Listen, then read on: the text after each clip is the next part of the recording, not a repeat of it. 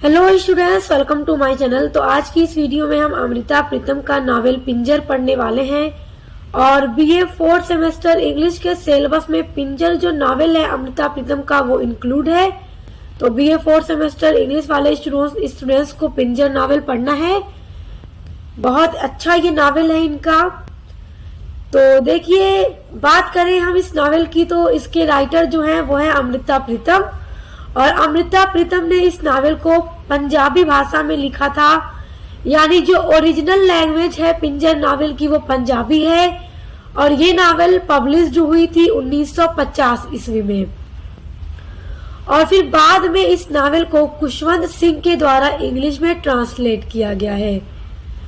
तो देखिए, जब 1947 में हमारा भारत का जब पार्टीशन हुआ था, हिंदुस्तान और पाकिस्तान जब अलग अलग हुए, पार्टीशन हुआ था, तो उसी का बैकग्राउंड शो करता है ये नावल। और इस नावल की जो स्टोरी है वो जब आप नावल पढ़ेंगे, अभी हम पढ़ रहे हैं इस नावल को, पहले थोड़ा सा आपको इसके बारे में बता दूं कि जो नावल जब शुरू होता है तो वो आजादी के पहले की स्टोरी इसमें दिखाई जा रही है। उसके बाद आजादी के बाद, यानी कि जब आजाद होता है हमारा भारत तो पार्टीशन हो जाता है, हिंदुस्तान और पाकिस्तान दो राष्ट्रों के रूप में ये आजाद होता है। तो आजादी के बाद जब पार्टीशन हुआ तो बाद की स्टोरी पार्टीशन के बाद की है, यानी कि पार्टीशन का जो बैकग्राउंड है वही वो दिखाता है और उस टाइम जो समाज में महिलाओं की स्थिति थी और उन्होंने किस तरह सेक्रीफाइस किया, उन सारी चीजों को दिखाता है ये नॉवेल। तो चलिए बिना देर किए पढ़ना शुरू करते हैं। और इस नॉवेल से बनने वाले जो भी MCQs क्वेश्चन है उन पर वीडियो मैंने अपलोड कर दी है और जो इम्पोर्टेंट क्वेश्चन आंसर है उन पर भी मैंने वीडियो अपलोड कर दी है। तो वो सब आपको प्लेलिस्ट में मिल जाएगी। तो प्लेलिस्ट के लिंक मैं आपको इसी वीडियो के डिस्क्रिप्शन बॉक्स में दे दूंगी। तो सबसे पहले ही मैं इसमें कैरेक्टर आपको बता देती हूँ कि कितने इसमें कैरेक्टर हैं। तो देखिए, ये जो कहानी है पूरो नाम की एक लड़की की है जो हिंदू परिवार से बिलोंग करती है। तो पूरो नाम की जो लड़की है उसी की पूरी स्टोरी इस नावल में दिखाई गई है। तो सबसे पहले मैं इसमें कैरेक्टर बता देती हूँ ताकि आपको नाम अच्छे से पता चल जाए, तो स्टोरी आगे की पढ़ने के लिए आपको आसानी रहेगी।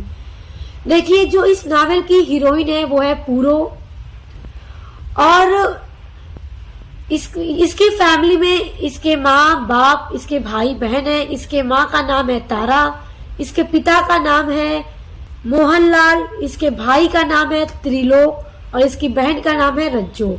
और ये अपने फैमिली के साथ बहुत खुश रहती है। तो देखिए, ये अपने फैमिली के साथ बहुत खुश रहती है और इसकी सगाई भी हुई है एक रामचंद्र नाम के लड़के के साथ। वो लड़का बहुत ही हैंडसम है और अच्छे परिवार का लड़का है। और रामचंद्र का जो गांव है वो है रत्तोवाल और जो पूरू है वो छत्तोवानी गांव से बिलोंग करती है। तो उसकी शादी लगी है, रामचंद्र के साथ सगाई हो चुकी है।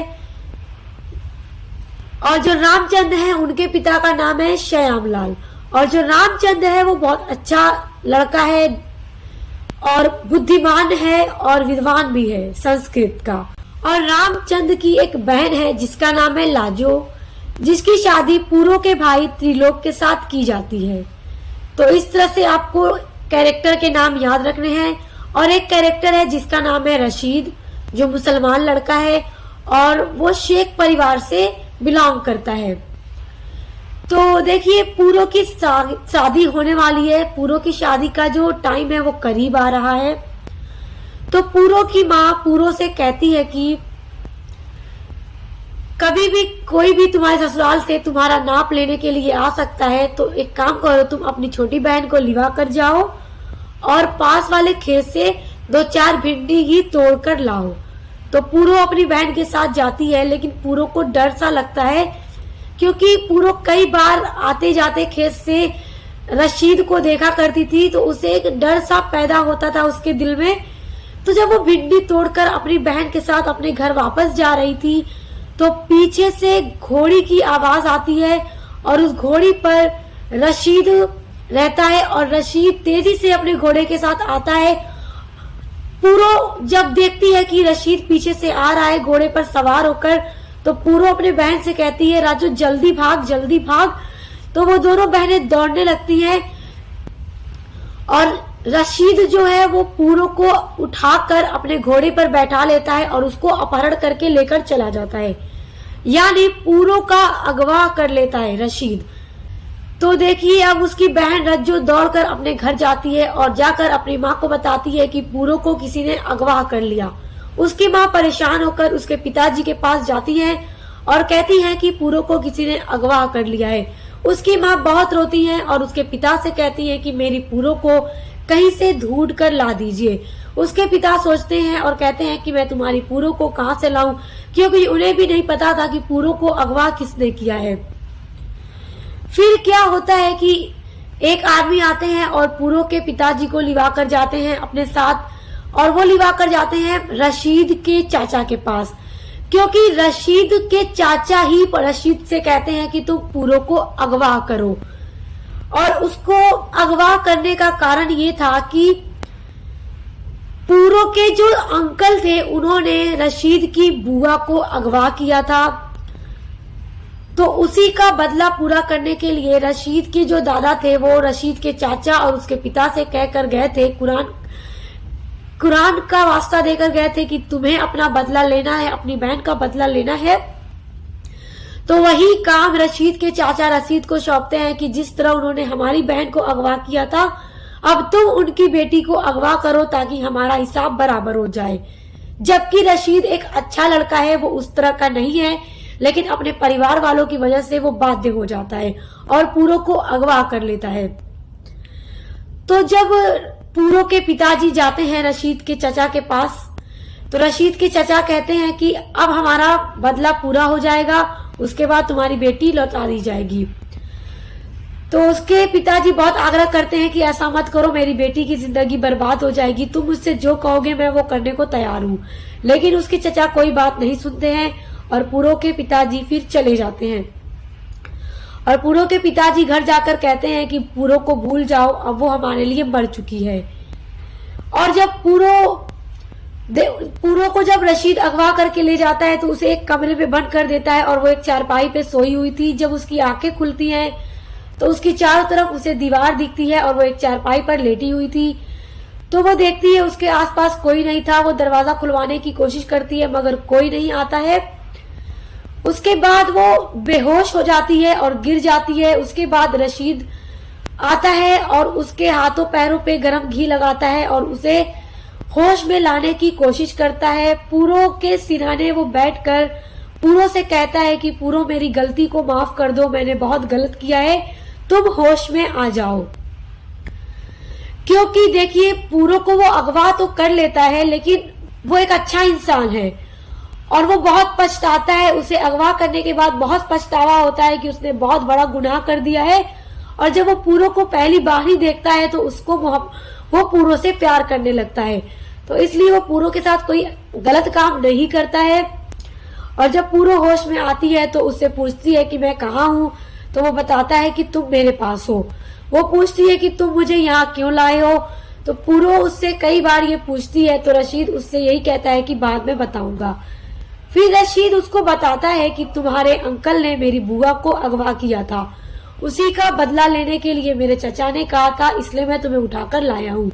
लेकिन मेरी शराफत है कि मैं तुम्हारे साथ कोई गलत काम नहीं कर रहा हूँ और मैं तुमसे पहले निकाह करूंगा। उधर पूरो के घर उसके पिताजी बहुत परेशान हो जाते हैं कि वो अब क्या करेंगे। समाज के लोग अगर जान गए तो बहुत बुरा भला कहेंगे। और वो फिर क्या करते हैं कि पूरो के ससुराल जाते हैं और उसके ससुर से बात करते हैं कि आप मेरी छोटी बेटी रज्जो का विवाह अपने बेटे रामचंद्र से कर लीजिए। तो वो उनकी बात को समझ जाते हैं और रामचंद्र के आगे वो इस बात को रखते हैं। लेकिन रामचंद्र रज्जो से शादी करने पर इनकार कर देता है। वो ये कहता है कि मैं जिसका जीजा बनने वाला था मैं कैसे उससे शादी कर सकता हूँ, आप एक काम कीजिए, मेरे कजिन से उसकी शादी करा दीजिए। तो रामचंद्र के कजिन के साथ पूरो की बहन रज्जो का विवाह करा दिया जाता है और जो रामचंद्र की बहन लाजो थी उसका विवाह पूरो के भाई त्रिलोक के साथ करा दिया जाता है। तो इस तरह इन दोनों का विवाह हो जाता है। लेकिन जो त्रिलोक है वो अभी भी अपने बहन के लिए परेशान रहता है, उसे अपनी बहन का गम खाया जाता है। वो हर तरह से कोशिश करता है पूरो को ढूंढने की, और जब भी वो कोशिश करता है तो उसके पिताजी उसे रोक लेते हैं, क्योंकि उसके पिताजी ने कहा था कि कोई पूरो को ढूंढने की कोशिश नहीं करेगा, और उसके भाई को नहीं पता था कि उसको रशीद ने ही अगवा किया है, जबकि उसके पिताजी को पता था। तो एक बार क्या होता है कि पूरो किसी तरह से रशीद के गिरफ्त से छूटकर अपने घर भागकर आती है, और जब वो दरवाजा खटखटाती है तो उसकी माँ दरवाजा खोलती है और उसके पिता दोनों रहते हैं। तो वो आकर अपनी माँ से लिपटकर खूब रोती है और उसकी माँ भी खूब रोती है। तो उसके पिताजी पूरो से कहते हैं कि पूरो, यहाँ से चली जाओ, तुमसे विवाह कौन करेगा और समाज के लोग क्या क्या बातें बनाएंगे, और शेखों को पता चल गया तो वो हमें भी मार डालेंगे, इसलिए तुम यहाँ से चली जाओ। वो पूरो को अपवित्र बताते हैं और कहते हैं कि अब तुमसे विवाह कोई नहीं करेगा। वो उसको स्वीकार नहीं करते हैं। उसकी माँ भी पूरो से कहती है कि जा बेटी, यहाँ से चली जा। तो पूरो को विश्वास ही नहीं होता है कि उसके इतने ज्यादा प्यार करने वाले माता पिता आज उसको इस तरह से कह रहे हैं और उसको घर से निकाल देते हैं। अब पूरो मजबूर हो जाती है, उसके पास कोई ऑप्शन नहीं था, तो इसलिए उसे रशीद के पास जाना पड़ता है और रशीद से उसको शादी करनी पड़ती है। तो वो रशीद से जब शादी करती है, उसका निकाह रशीद के साथ होता है, तो उसका नाम पूरो से बदलकर हमीदा रख दिया जाता है। अब देखिए, रशीद ने पूरो को अगवा जरूर किया था, मगर उसको बहुत रिस्पेक्ट देता है, उसको बहुत प्यार करता है, और पूरो अब एक कंकाल की तरह जीती है। अब उसकी जिंदगी में कोई खुशी नहीं थी, उसकी पहचान बदल चुकी थी, उसका परिवार बदल चुका था, उसके माता पिता भाई बहन सब कोई उससे दूर जा चुका था। तो बस समझ लीजिए वो जिंदा थी, मगर समझिए कि वो अंदर से मर चुकी थी, एक कंकाल की तरह वो जी रही थी। तो रशीद से उसकी हालत देखी नहीं जाती है, वो पूरो को कंकाल की तरह नहीं देख पाता है, क्योंकि रशीद पूरो से बहुत प्यार करता है और उसे हर दफा खुश करने की कोशिश करता है। देखिए, पूरो एक कंकाल की तरह जरूर जी रही थी, मगर फिर भी वो दूसरों के जीवन में खुशियां लाने की पूरी कोशिश करती है। तो यहाँ तक की जो सारी स्टोरी थी वो पार्टीशन के पहले की थी। इसके बाद भारत का बंटवारा हो जाता है और पाकिस्तान की भूमि पर पूरो खुद को रशीद के साथ पाती है। तो जब पाकिस्तान हिंदुस्तान दो अलग राष्ट्र बन जाते हैं, तो जितने भी हिंदू थे वो हिंदुस्तान की तरफ जाने लगते हैं, और हिंदुस्तान में जितने भी मुसलमान थे वो सब पाकिस्तान की तरफ जाने लगते हैं। तो इस तरह का माहौल था। बंटवारे के टाइम बहुत तरह की हिंसा हुई थी, जिसकी पृष्ठभूमि अमृता प्रीतम ने अपने नावल पिंजर में दिखाया है। तो देखिए, जो पूरो की भाभी लाजो थी, वो बंटवारे के समय जब वो लोग हिंदुस्तान की तरफ जा रहे थे, तो वो अपने परिवार से बिछड़कर अलग हो जाती है और वो अपने ही गांव में रहती है, रत्तोवाल में। यहाँ तक कि जो उसका घर था, रामचंद्र का जो घर था, उसी घर में वो रहती है, क्योंकि उसे कोई अगवा कर लेता है। और उस टाइम पार्टीशन के समय महिलाओं की कुछ इसी तरह की दशा थी कि उन्हें अगवा कर लिया जाता था। तो जब ये बात पूरो को पता चलती है कि उसकी भाभी लाजो को किसी ने अगवा कर लिया है, तो वो बहुत परेशान हो जाती है और वो रामचंद्र से मिलती है और रामचंद्र से कहती है कि मैं लाजो को ढूंढ निकालूंगी और तुम्हारे पास ले आऊंगी, तुम फिक्र मत करना। और फिर पूरो अपने घर जाती है और रशीद से कहती है कि लाजो को किसी ने अगवा कर लिया है, मैं उसे ढूंढने की पूरी कोशिश करूंगी, तुम भी मेरी मदद करो। तो रशीद भी लाजो को ढूंढने में उसकी पूरी मदद करता है, क्योंकि रशीद ने पूरो को अगवा किया था तो वो बस अपने दिल का ये जो गुनाह था, अपने जो दिल की बेचैनी थी, उसको हल्का करना चाहता था, अपने बोझ को हल्का करना चाहता था। फिर देखिए क्या होता है आगे। पूरो रशीद से कहती है कि मैं गांव गांव घूमकर, जैसे गली में घूमकर ये बेचा करते हैं कोई भी चादर या कोई भी चीज, तो पूरो कहती है मैं उसी तरह बेचने वाली बनकर गांव गांव घूमूंगी, हर घर में जाऊंगी और उसी तरह मुझे पता चल जाएगा कि लाजो को किस घर में रखा गया है। तो रशीद कहता है ठीक है। तो पूरो हर रोज फेरी वालों की तरह निकला करती थी और गांव गांव की गलियों में चिल्लाकर बेचा करती थी, और वो हर घर में बहाने बहाने से जाया करती थी ताकि उसे पता चल सके कि लाजो किस घर में है। तो फाइनली उसको पता चल जाता है कि लाजो किस घर में है। जो रामचंद्र का घर था, जो लाजो का मायका था, वो अपने ही घर में रखी गई थी। तो रामचंद्र जब उससे मिला था पूरो से, तो वो पूरो से कहता है कि लाजो के हाथ पर देखना, उसका नाम गुथा हुआ है, क्योंकि लाजो ने अपना नाम अपने हाथों पर गुथवाया हुआ था। तो वो लाजो के हाथ पर देखती है तो वो समझ जाती है कि यही लाजो है। तो वो कुछ नहीं कहती, फिर वो घर चली आती है। फिर पूरो रशीद से कहती है कि जिस तरह तुम मुझे घोड़ी से उठाकर अगवा करके लाए थे, अब वही काम तुम्हें लाजो को बचाने के लिए करना है।